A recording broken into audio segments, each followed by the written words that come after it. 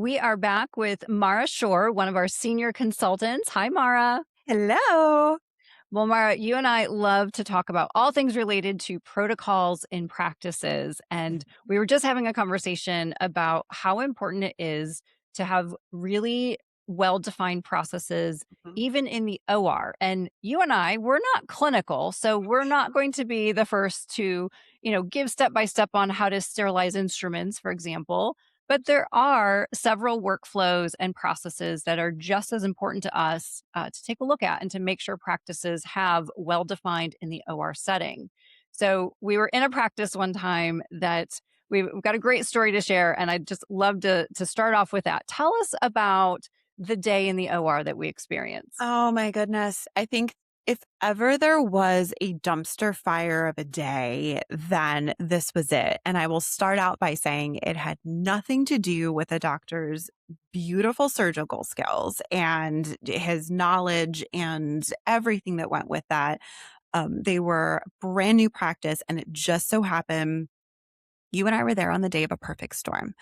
And so I remember so clearly, patient was recovering. And of course, we're not giving any true identifying information. And you and I are very big fans of HIPAA. So with that, patient was recovering and patient was wheeled out to his car. And with that, patient was put in the passenger seat of the car. And this is important because even though it seems obvious, of course, the patient is not put in the driver's seat.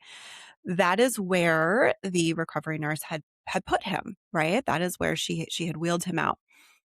And this particular practice gives a water bottle, and they realized, wait a minute, he forgot his branded water bottle. And so she's like, let me go run this out. And we had our backs turned. We were talking about how the case went that morning. We're talking with the surgeon, and she realizes that he is now in the driver's seat. And He's like an and hour and a half post anesthesia, ready correct. to drive away. Yes, he was in the but of course fumbling because it was an hour and a half post anesthesia. He was recovered safely enough to leave the OR, but not enough to drive. So she goes out and she says, "Absolutely not. Let me help you. Let me help you switch places." Now he had a quote unquote family member that was there with him. And they, when he had checked in for surgery, said, "Yes, my family member is here, though he'll be here to pick me up." So same family member, nurse has the two switch so that again, patient is back in the driver's seat or back in the passenger seat. And when I tell you, we looked up about 5 minutes later, they had switched again. And she said, "Absolutely not." So she made them switch again. And at that point, we realized as he's pulling as the chaperone, if you will, the quote unquote responsible human was pulling out slower than one might if they were an experienced driver. We said, does he actually have a valid driver's license? He was of age to have had one. There's no reason that we ever doubted this. And we knew that there was an alleyway that led to a drugstore that led to the main road. And I remember, Amy, looking at you and to hear you tell what it looked like from your perspective of what I would go on to do. I remember looking at you and I said, they're going to switch again. And the staff is, how do you know? How do you know? And I said, because I've had teenage girls and I know how they operate and I know how they can be, people can be sneaky when they want. And so I'm thinking this is what's going to happen, that they're going to switch again. And so I go after them. Can I take it from here? Please Because do. I think Yes. the visual that everyone needs to imagine is we're sitting in this office, all glass windows, looking out at the parking lot, and Mara just charges out. She is a woman on a mission. She's like, no, I know they're going to switch again. This is unsafe. And she goes charging out, just not running, but a woman on a mission, Yes. walking with intention and purpose, followed closely behind by one of the nurses who happened to be the surgeon's wife and is about 7.5 months pregnant at this Yes. point. And she Yes. is maybe jogging a little bit to keep up with Mara and her long strides, but the two of them are charging down the alley. And sure enough, the car had pulled over and they had switched seats again, and the patient was back in the driver's seat. So we had them switch again. And we're assured that, of course, that is how they would go onto the main road and Mhm. proceed. But as soon as we turned back around, they had switched back. Patient is behind the driver's seat, and they were already on the main road, and there was nothing more we could do. And so it led to some very deep discussions. Now, also, their I think admin and clinical team immediately got to work. What do we do? And it leads you down all sorts of conundrums of who Mhm. can you call, who can't you call? They're a patient, but also they're on the road. And we were able to convince the patient to, instead of going home for an hour and a half drive, stay at a nearby hotel a few minutes away for the night. I think once realizing that probably driving home after this Mhm. anesthesia, I'm sure once he got on the road, he's like, this is a horrible idea. We realized we are not sure that the chaperone had a valid driver's license, Okay. and immediately changed the protocol to, and this is something that every practice I have worked with, and Amy, you and I talk a lot where about my love of new practice startups at this point. Mhm. Every practice that I'm helping create their protocol for day of surgery is now the chaperone must be present when the patient is checked in. You must see that they have that chaperone. They must be a responsible adult, and you must see they have a valid driver's license. Now, Mhm. the second part to this is that later that day, we would go on to realize that there was a mother daughter. And because we did not think about the fact that it was a federal holiday and school was off session, because we thought, surely if this, and she looked to be of age, surely if she's here with her mother in the middle of the day, she's older than 18. When in turn, we learned she had gotten her driver's license about a month before and would be the 16-year-old driving her mother home from a facelift. And we went, okay, so now we need to say, not only do you need to have a valid driver's license, you need to have a responsible adult that we need to meet Yeah. prior to surgery so that we know we are safe to proceed. And even though I know this was probably never happened to another surgeon and may not ever happen again, but we have solidly added this to our checklist of protocols of things that you must check on surgery Mhm. day, right? And it's a tough one because, I mean, we can't physically drive home all of our patients, right? We can't there's Mm-mm. so much we can control, and ultimately, they might make some decisions that are against medical advice, but I think it really highlights what we can do, Correct. and by a very simple step of not just, do you have a responsible adult to drive you home? Who's driving you home? Are they age 18? Do they have a driver's license? And can we see it? And even just putting eyes on the person, meeting them, um, it takes 30 seconds. Honestly, it sounds like a lot, but it's not. It's a quick confirmation, but could help avoid all of these things or many of these situations. Correct. And that same day, which was a perfect storm, was, a sadder situation, but I would say, so Amy was back and we were between cases, and they had an anesthesia professional who they had loved working with, and he is wonderful, but was independent contractor and not part of a bigger group. And they had said, look, we have just opened our doors. We're not operating 5 days a week. He is happy to work with us. He's happy to give us first choice in when he's scheduling far out. It was wonderful. And he worked so wonderfully with the doctor.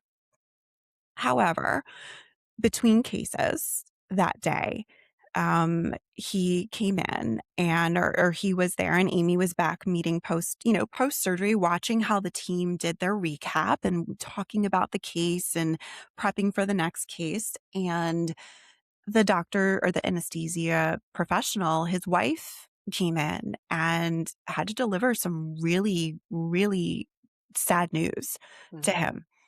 And so I went back and told the doctor, FYI, this is what's going to happen in the next 10 minutes, while the anesthesia professional was out speaking with his wife. And we are going to need to look for a backup ASAP. He can still be first choice, but we need somebody to cross cover.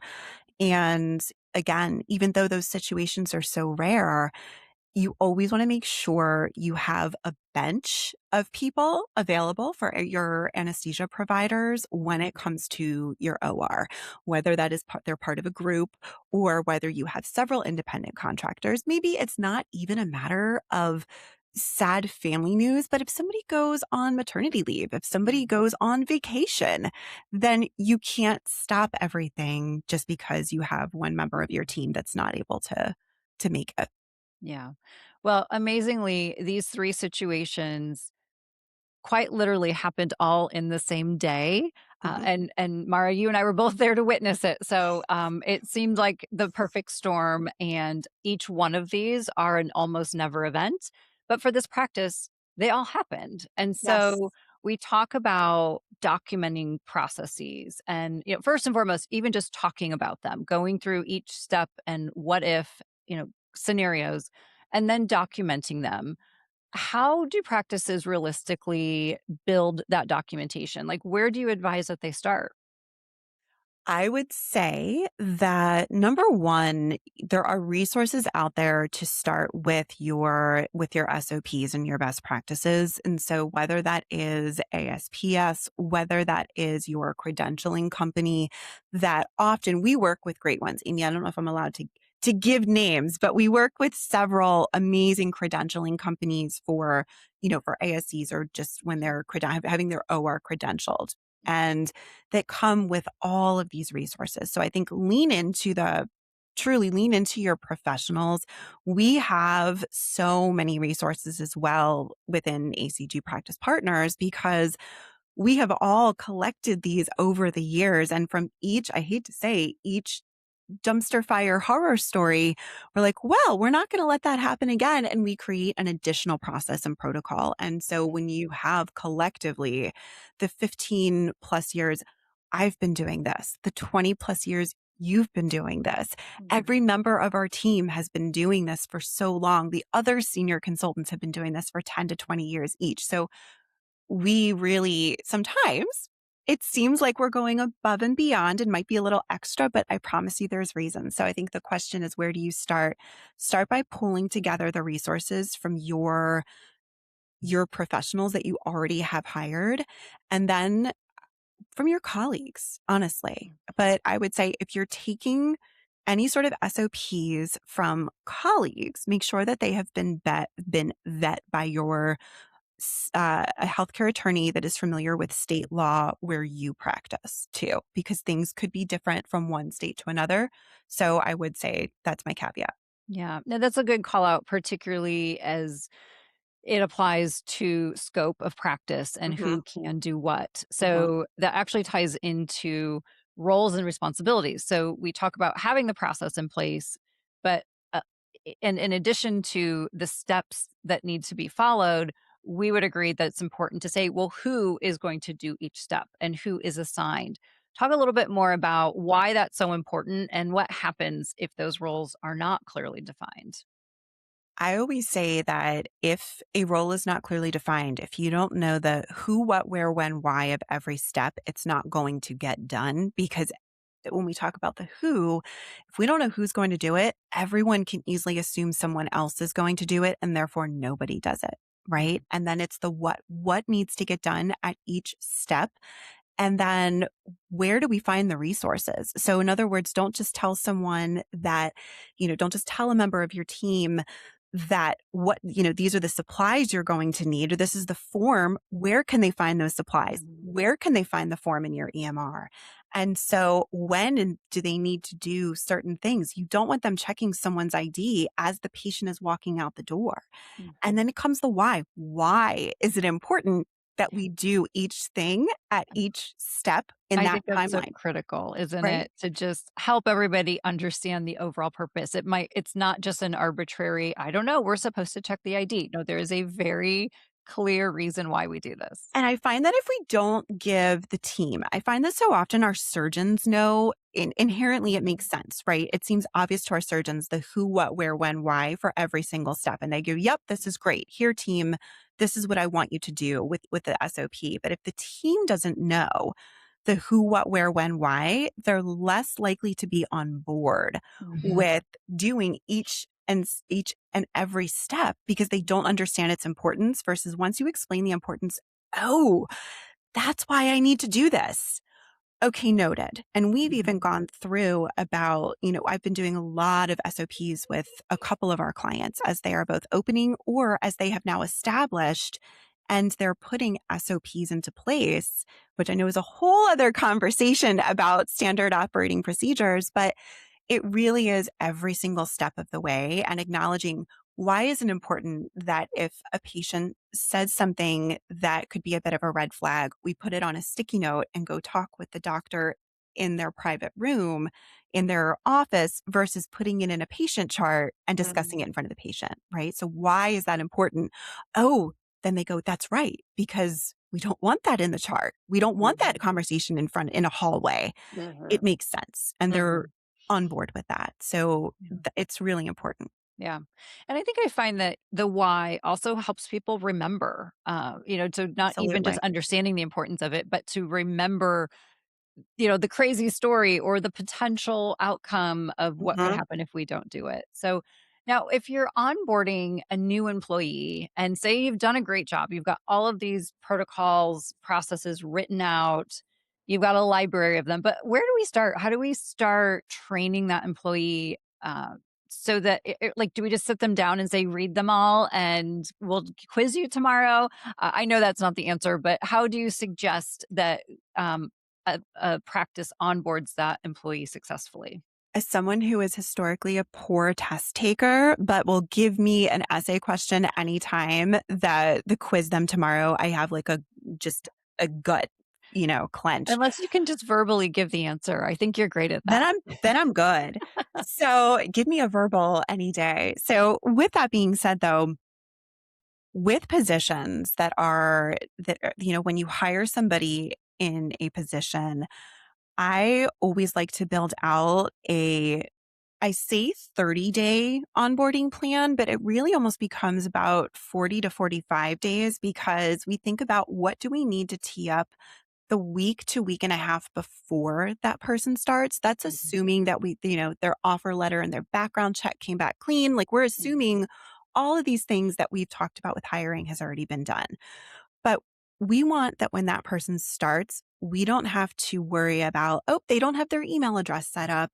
Oh, that's right. We don't have all the passwords. And we spend 1 to 2 days just troubleshooting things that could have been handled ahead of time. So you do want them to be able to sort of hit the ground running, but you just don't want them to start from a step behind. But I think mhm, we look at it realistically of what do we want them to accomplish the first 1 to 2 days? What do we want them to accomplish the first week? And I think it's also looking at what does week 2, week 3, week 4 look like? When are we expecting them to learn? When are we expecting them to work along side by side with the person that's training them? And when do we expect them to be working independently? And I would say SOPs, depending on the SOP, we break it out where we might give them a few a week to review based on what it is that we're teaching them.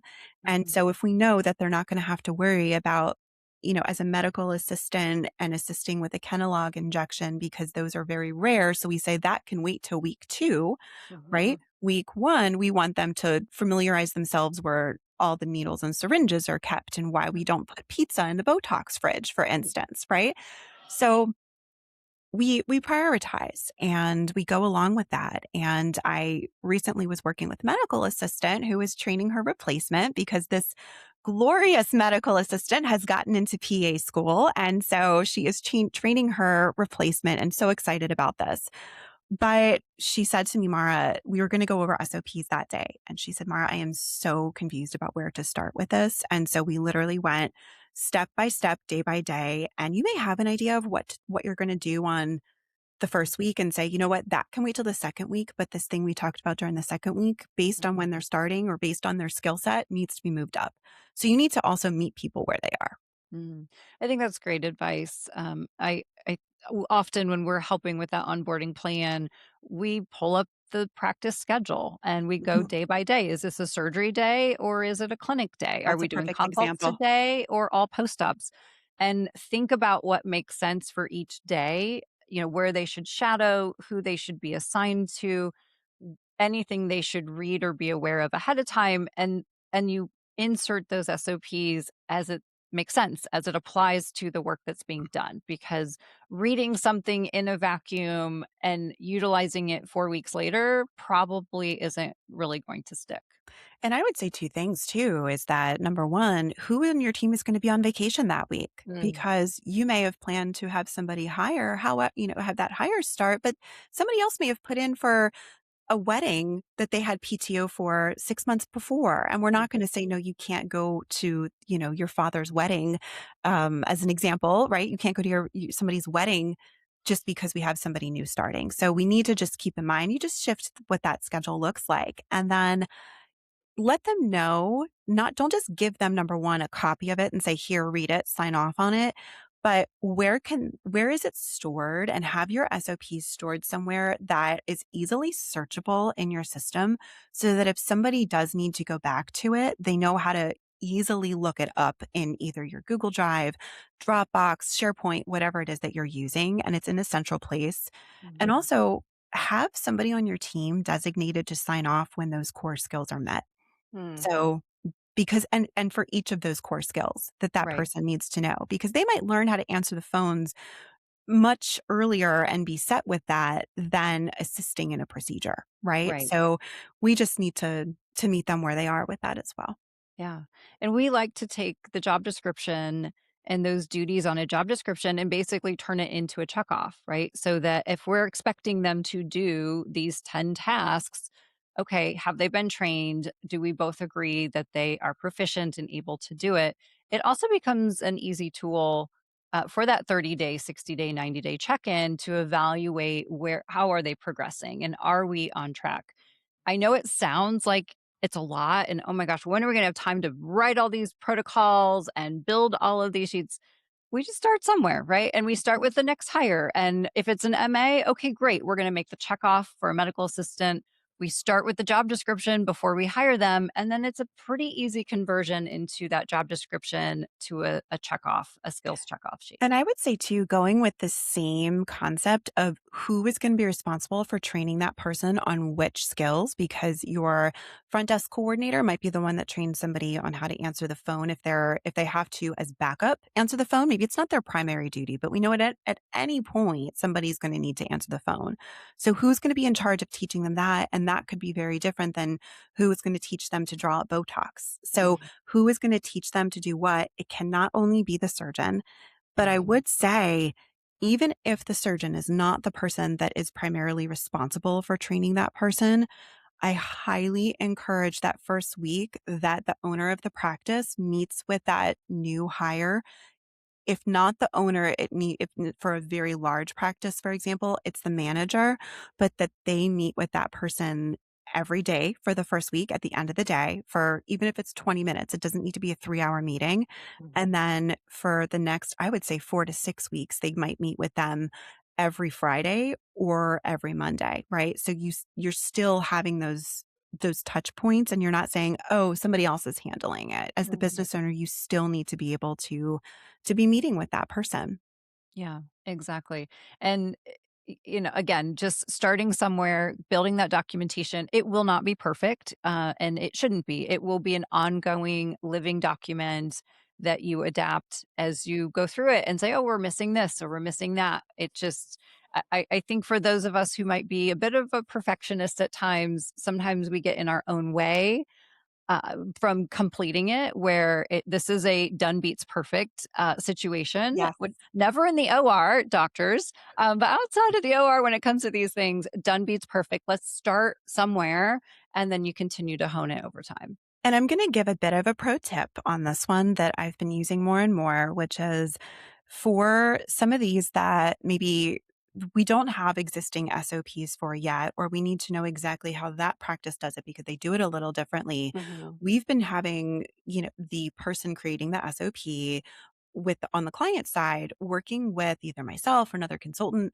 And I've just said, let's talk this through. Tell me what you do first, what you do second. I record/transcribe. Mhm. Transcription is the important part. Transcribe the conversation. And I will say, I then take that transcription and utilize AI to Mhm. help create the SOP. And then add in the missing pieces there. But utilizing AI is going to get you at least 50% of the way there. Yeah. So don't have to create every single thing from scratch. Record it on your phone. If you're going to be cross training somebody, pick up your Mhm. phone and talk through what you're already doing when you, for example, draw up Botox for a patient. Talk through what you do instead of just doing it. Talk like you're talking to somebody. So Yeah. those are That's my an tips. excellent pro tip for especially for many of us who just find it easier to verbalize it than to sit down with a blank document and type out the Those steps. blank So documents are intimidating every time. every time. Well, Mara, that's all the time we have today. As always, thank you for your amazing tips and entertaining stories and helping practices avoid some of those disasters themselves. Thank you. And maybe one time we'll talk about the great event. Thank you so much, Amy. I love being able to share stories of both of our, gosh, combined almost 30 years. Is that where we're 30 to 40 years? Is I that where think, we're at? well, I think more than 30 and we can stop there. We're ageless. Thank you guys.